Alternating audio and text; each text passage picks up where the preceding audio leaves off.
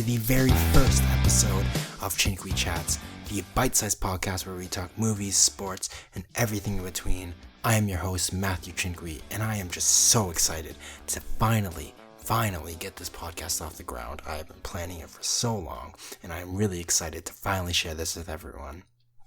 Now, for those who don't know me, I like to talk a lot, especially when you really get to know me, and whenever I'm in these conversations and I'm very passionate about something, I can just talk for a long time. So I thought, why annoy my friends and family when I can annoy people on their way to work, or as they're working out, or as they sit and surf the internet? Why not annoy them in a podcast form? So I did the research, I got the equipment, and I started producing, and I started brainstorming my ideas, and that's how this came together. As you may have noticed, I did say that this is a bite-sized podcast, and now what I mean by that is that this is only going to be a half an hour long podcast. I designed it this way simply because I know that a lot of people don't have a lot of time in their day. I, for one, I know I love to listen to podcasts, and that's what I like to do on my way to work or school, but I simply just don't have enough time to catch up to all the podcasts that I love. So in order to make it a little bit more accessible, I decided to make this a half an hour long podcast. Now, the structure of this podcast will be split up into two segments. The first is what I like to call the cinema chat, which will involve, as the title says, I want to be talking about this world of cinema. I want to talk about movies. That can be a review of a big film that's coming out this week, and that's what this episode is about. But it could be a rant about movies that I just simply love and I would love to talk about. It could be an editorial about an issue that I would love to talk about, or it could be a spotlight on an actor who maybe has passed away or has a very, very, very big film coming out. It really just depends on the week and depends on what is really big in the film world. Now, the second part will be the free chat, and this is the one that really varies. This is the one that I'll talk about sports or video games or books or whatever else that's not related to the world of film that I feel like talking about this week. A lot of the times it will be sports because I'm also a big sports guy, almost as big as a sports guy as I am a movie guy, but it will vary depending on the week. But for now that we got that rundown, now that I explained to you a little what this podcast is about, let's get right into the cinema chat. Wonder Woman. This film has just completely taken over the cinema world right now. Whether we're talking about editorials about the role of females in films, we're talking about reviews, we're talking about speculation, everything is about Wonder Woman. This is by far one of the biggest films on the year, and I finally got a chance to see it.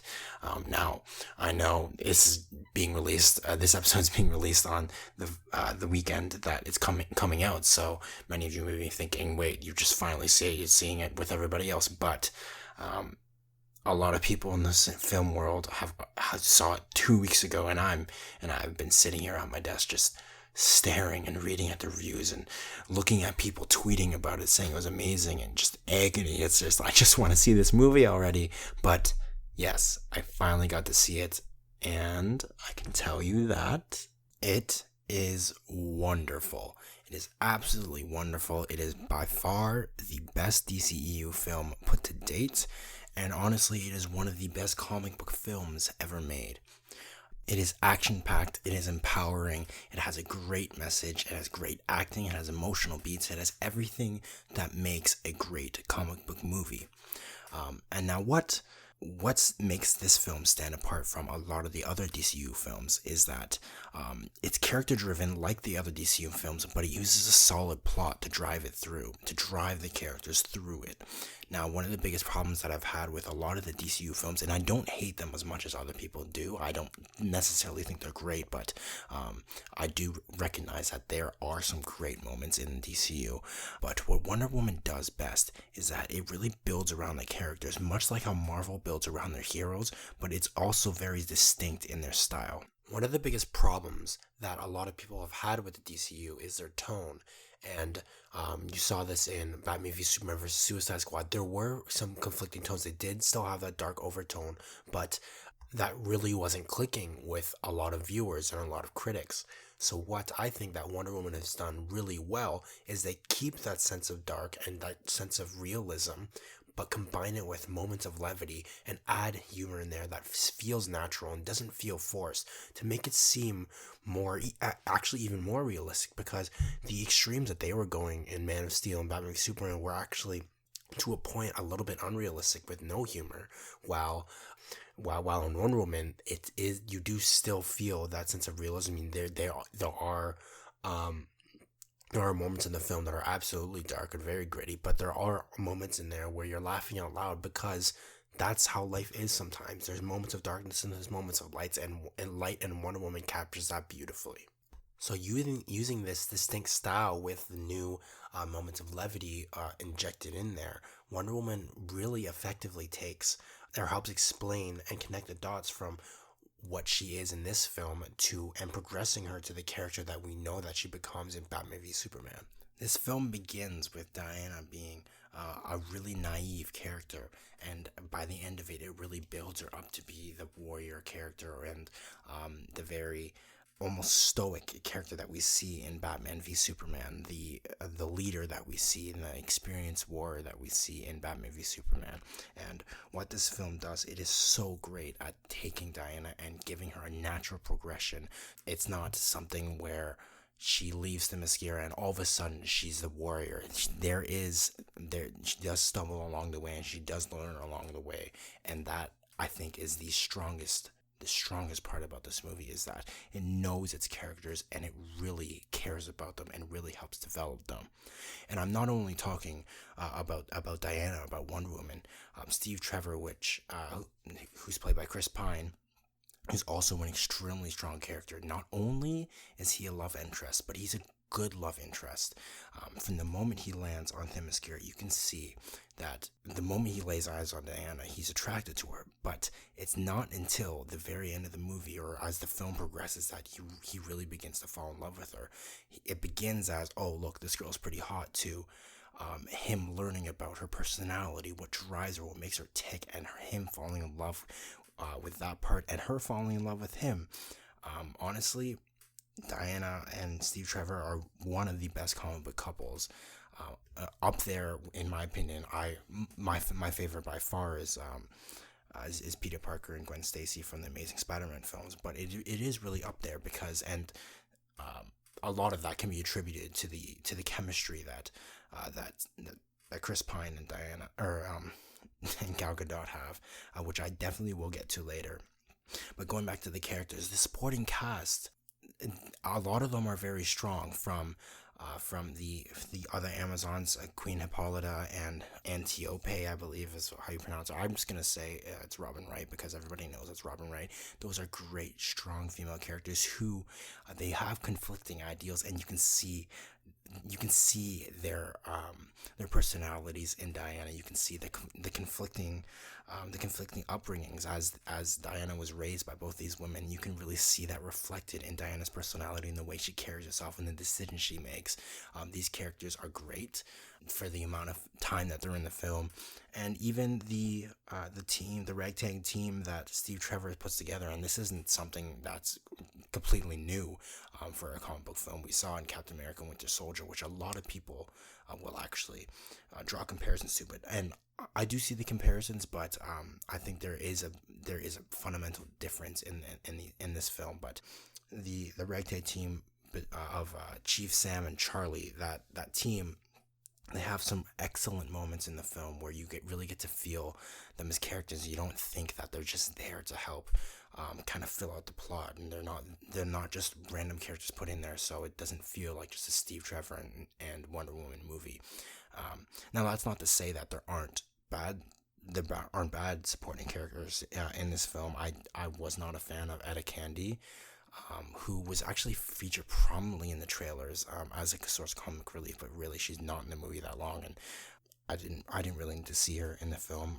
I thought that really stood out as almost a slapstick comedy moment, and I wasn't the biggest fan of that. And while while the members of the ragtag team, Charlie, Sam, and Chief, while they have their great moments, they also have some other moments where they're kind of pushed to the side, and there are plot lines that are introduced but never really gone anywhere, which I can attribute to just length of the film.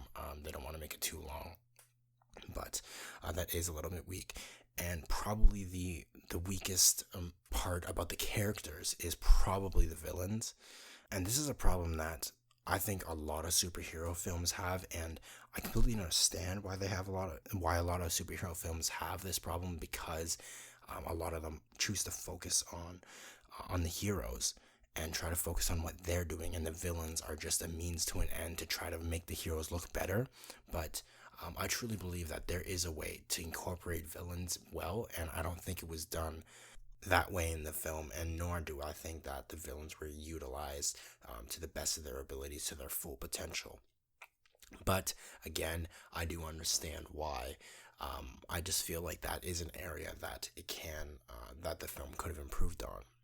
Now, as for the plot, this is where the villains come in a lot. The first and second acts where the villains are least prominent, where it's really establishing Diana's origin and how she gets to the world of man, and setting up the third act. Those are perfect. It's probably some of the best comic book filmmaking I've ever seen, and it's up there with some of the best filmmaking I've seen this year.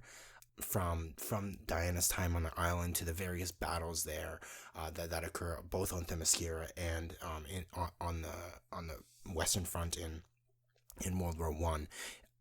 It's spectacular filmmaking. It's great story. There's great emotion there. There's great emotional beats in there that will have you feeling for the characters, and the characters get they get their time to grow and progress naturally. But when we get to the third act, it falters a little. Now, it's not necessarily bad, but it is very by the numbers. It's very formulaic in nature, by its nature, and the final battle is just a CGI mess, which I think that could have really been avoided. It really reminded me a lot of the Doomsday battle at the end of Batman v Superman, which I thought was completely unnecessary. Now, this battle at the end wasn't unnecessary, but I thought it could have been toned down a little. You don't need all that CGI. You don't need the big explosions with this battle. I thought you could have had this battle a little bit more low key, akin to the battles at the end of the first and the second acts, which were done to perfection. Now, as for the acting in the film, Gal Gadot is not acting. She is not acting in this film. She is completely embodying and channeling Wonder Woman. She is absolutely incredible in this film, and I take back anything that I said before about her casting. If you didn't know already, I wasn't vehemently against her. I wasn't totally opposed, but I thought that there were much, much better choices, given the list that we were given for Wonder Woman that had gone public of who auditioned for the film. I thought at the time there were so many better actresses other than this model turned actress who was in the Fast and Furious franchises. But honestly, at this point, after seeing Wonder Woman, I cannot see anybody else but her in this role. She is incredible. From the various nuances that you see, from her naivety, I think that's how you say the word, from how naive she is to the real world, to how hopeful and happy she is. She's just a happy person, but she's also kind, and she's very, very driven. She's driven. She's so driven to the point of bullheadedness, but that's something that I really love in the character. The fact that she wants to do good, and she's so good at heart, and almost so good that she's almost innocent. Combining that with how naive she is, it's almost a sort of innocence, but there's also a sort of power that Gal really brings to the role, and I don't think I could see anybody anybody else at this point. I can't envision anybody else, not even the list of great actors that had auditioned for this, in this role anymore, because that is how good Gal is in this film. She completely blew me away. I'm eating my words, I'm eating my previous words, and I can't wait to see more of her, and I can't wait to see the type of presence that she brings in an ensemble film in Justice League, and if she can really make her personality shine in a film that is stock full with big name superheroes and big name actors. Now, Gal isn't the only great actor in this film. Chris Pine is in this, and really Chris Pine is just playing Chris Pine like he normally does. He's playing almost another version of Captain Kirk, and honestly, that's not bad. He does that really well, and I think he is a good actor, and he can venture away from that, like we saw that in Hell or High Water. But as Steve Trevor, he is really good. As I said before, the progression from just infatuation to love, and the selflessness, but the also realism that he brings to the role of Steve Trevor it's incredible. I really loved him in the role. Now, as for the supporting actors, Connie Nielsen and Robin Wright as Queen Hippolyta and General Antiope. That is such a strange word, or a strange name. Just as a side note, when I was reading that Robin Wright had been cast, I thought it was like Antelope or something. And then when they were saying her name in the film, I was like, I have no idea what they're saying until a final climactic scene, which I don't want to spoil, where it was only in her last scene where I really learned how to pronounce her name, and it was not at all what I thought. But then again, they do have this sort of weird accent that is kind of jumble of a bunch of other accents, which is weird. Actually, speaking of the accents, I thought that for the most part they were good. For a lot of times you could hear it kind of slip in and out, and there were little discrepancies, and I'm not going to pretend that I know that all the accents, and I'm an expert because this is a fictional accent, but it sounded like it was natural, because I think that they just used Gal's natural accent and built the Amazons around her. But when Gal is speaking, when Diana is speaking other languages in this film, it does feel natural, and it does feel like she legitimately knows these languages fluently, and I really like that. And that is another beat of that is another example of Gal really showing that she has improved as an actor, and she's a legitimately good actor. Now, as for the action is breathtaking. As I stated before, there are 3 major action scenes at the end of each act, and it's very noticeable, but I don't really care, because the action it's incredible.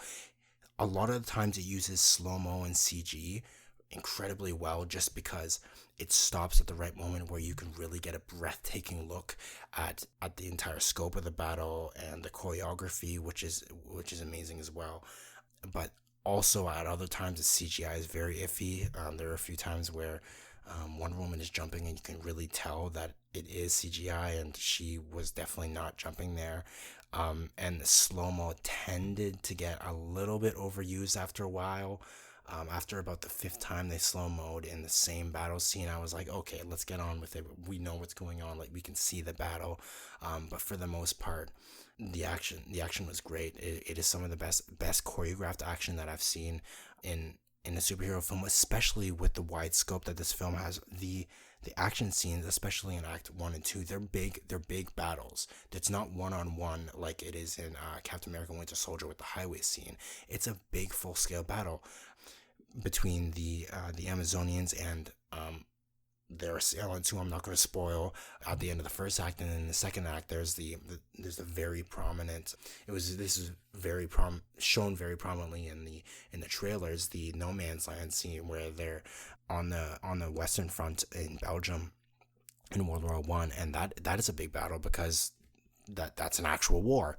And from that scene onto them liberating a village is an intense action-packed scene that moves very, very quickly, which is why the slow-mo was used effectively. But it was also overused as well.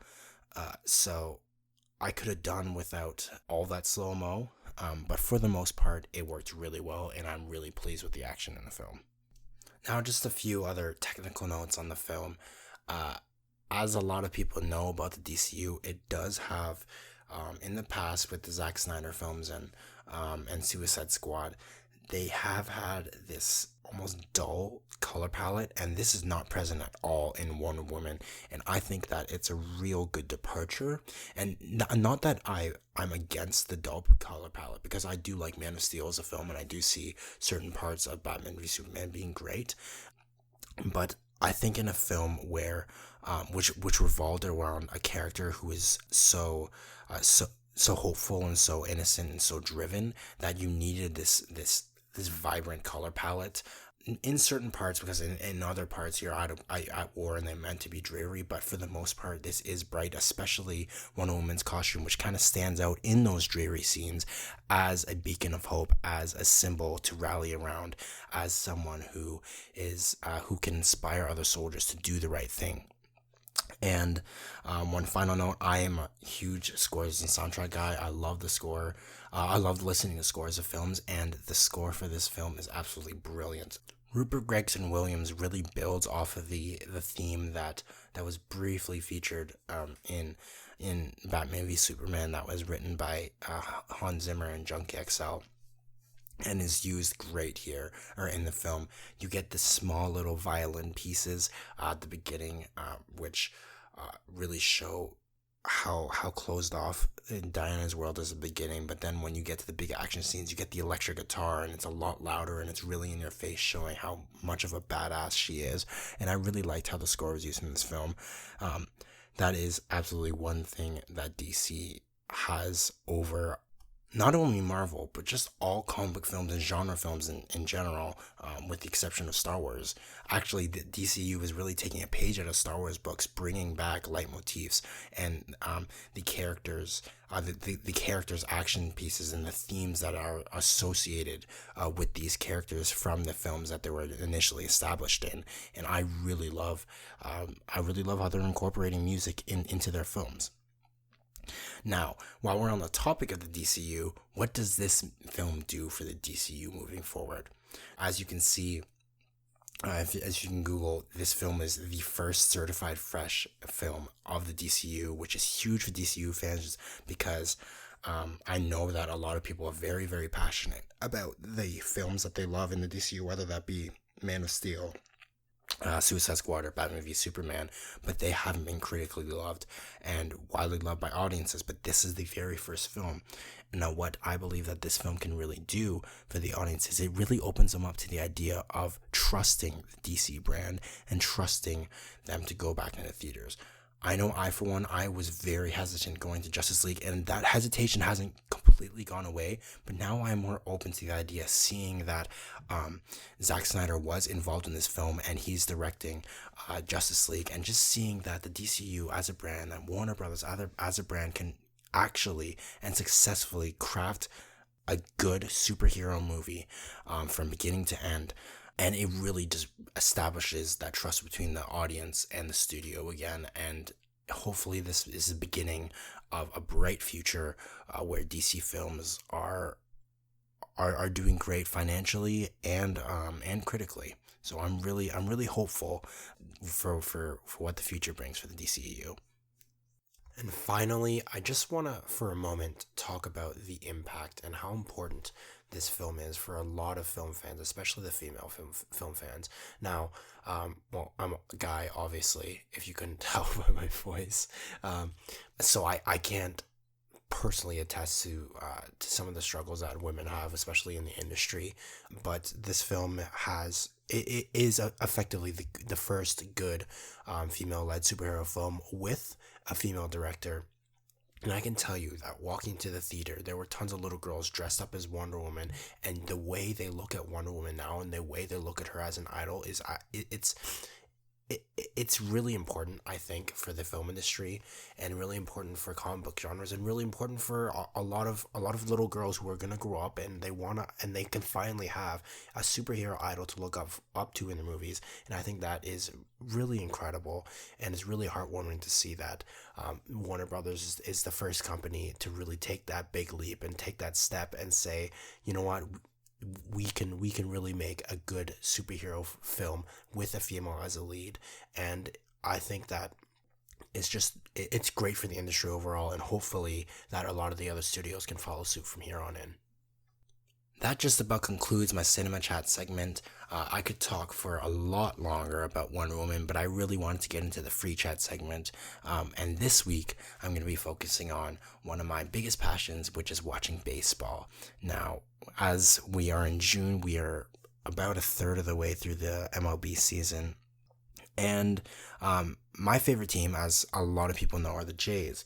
And we didn't start well at all. We started off the worst in franchise history, and a lot of that was really unexplainable. We were leaving men on base.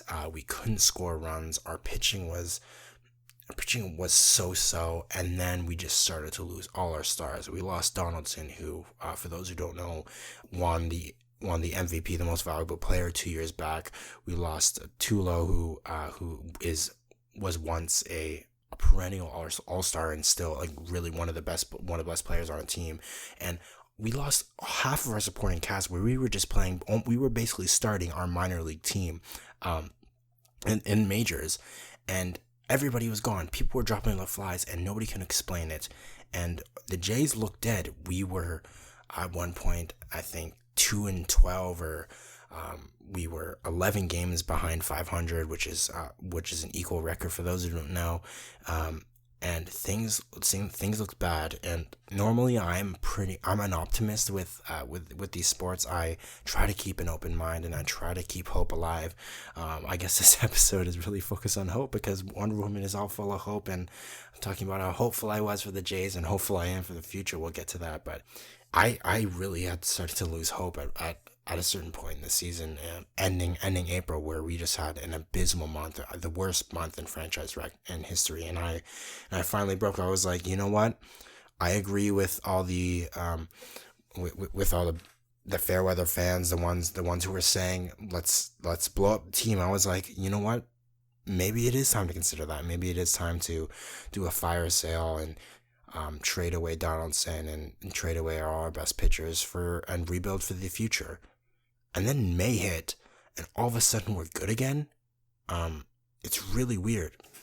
Now, I believe in sports jinxes, and I really hope this isn't jinxing this, because at the time of this recording, the Jays had just lost 12-2 against the Yankees, which is really not great. It's pretty reminiscent of how we were losing in April and the years before we were good from 2015. But in May, we had the best record, or the second best record in the American League, only behind the Astros, and the Astros are just absolutely on a tear right now. Their pitching is incredible. Dallas Keuchel is looking like he's an MVP candidate and he's a pitcher, which doesn't happen that often, and he's looking like he's having another Cy Young season. And they're hitting on all cylinders. They destroyed the Twins in 3-game series with a combined score of like 40-9, which is just that's just rude.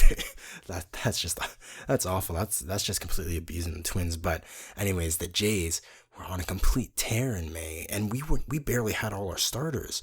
We even kept losing people in May. We were down to our fourth strings. We were calling up people. From AA minors. We were people who shouldn't have been up until September at the least, or at the most. But for some reason, and even those guys were getting injured. But for some reason, we were winning games, and as of right now, we're only 2 games behind 500, and we've clawed our way back to in the standings of the AL East. Now we're still last, but the AL East has historically been one of the strongest divisions, and we are right back in the game, and things are hopeful again. And I would like to eat my words again.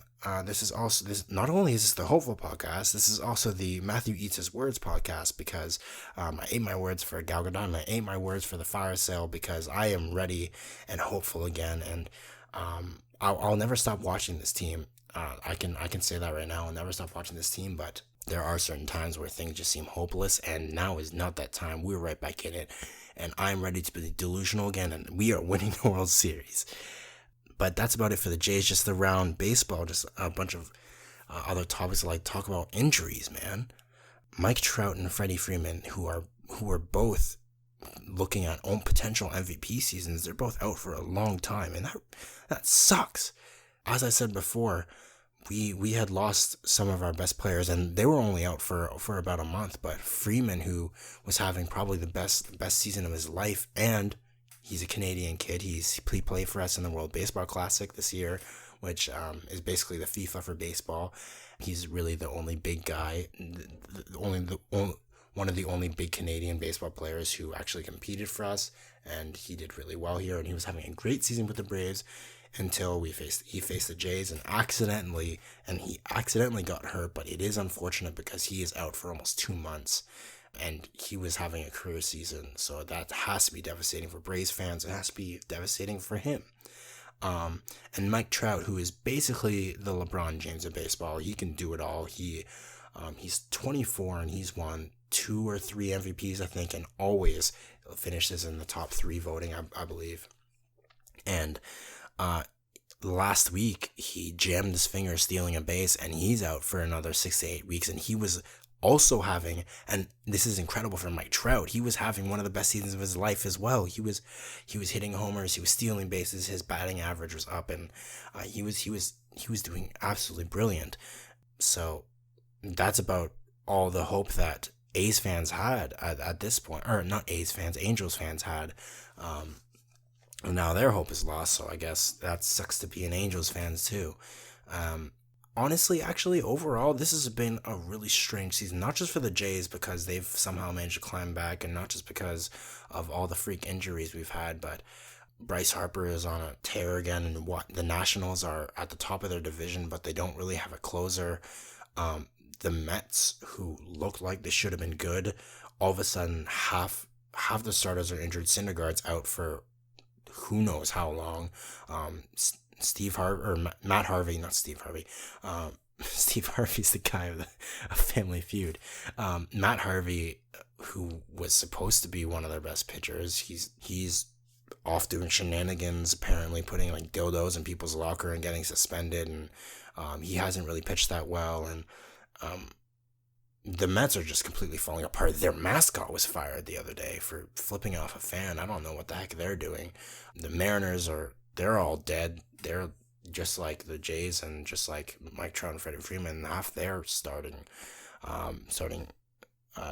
rotation is injured, and the Royals are bad, and the Rays are actually kind of good, and the Yankees, who are supposed to be in rebuilding mode, are all of a sudden at the top of the AL East, and things are just weird this season.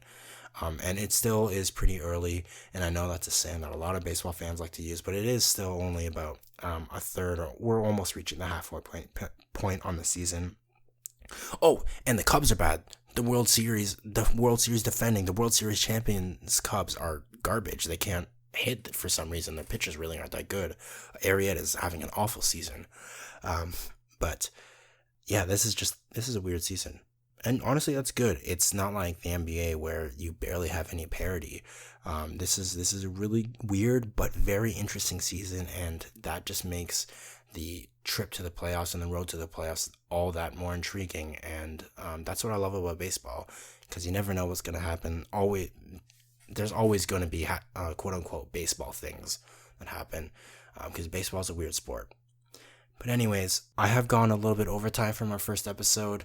I'm going to attribute that to me explaining myself probably in way too much detail for the first for the first 3 minutes of the intro. I promise it won't be as long for the next episodes. Actually, no, I don't promise, because I probably will just end up talking some more. But this was really fun, and I hope that you guys enjoyed it. If you guys did enjoy it, leave a rating on my iTunes, or leave a like on my YouTube and subscribe, or leave a comment, or tweet at me. I'll leave all that noise in the description. Thank you for listening, and I will talk to you guys next week.